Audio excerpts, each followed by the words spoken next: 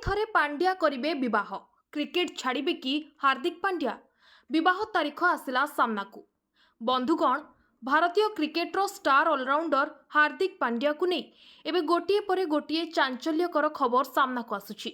Mumbai Indians दलरू बाद पड़िबा परे एबे हार्दिक व्यक्तिगत जीवन को नहीं क्रिकेट दुनिया रे निया लागिछि। रिपोर्ट अनुसार आसंता मे 22 तारिख रे से विवाह करने को जाउछंती।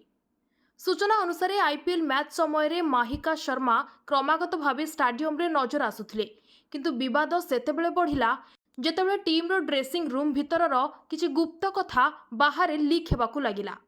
एहापरे बीसीसीआई कठोर पदक्षेप नहीं खेलाड़ी मानक व्यक्तिगत सर्कल एवं बंधु मानक उपरे कड़ा कटकणा लगाई दैछि। खबर मिली जे हार्दिक बीसीसीआई रो एही नुआ कटकणा को नहीं आदौ खुशी नहांती। ए सबु विवाद भितरे हार्दिक एबे क्रिकेट दूरे विवाह प्रस्तुति रे व्यस्त थिबा कहा जाउछि। आसंता मे 22 तारिख रे राजस्थान रो उदयपुर ठारे हार्दिक एबे माहिका शर्मा सह गुप्तरे विवाह करने को जाउथिबा चर्चा एबे सबुठु जोर धरिछि। तेबे बंधुगण, आपनकु कोन लागुछि? हार्दिक पांड्या क्रिकेट उपरे ध्यान देबा उचित ना निज व्यक्तिगत जीवन को बाछिबा उचित? आपनक मतामत कमेंट रे जणाନ୍ତୁ।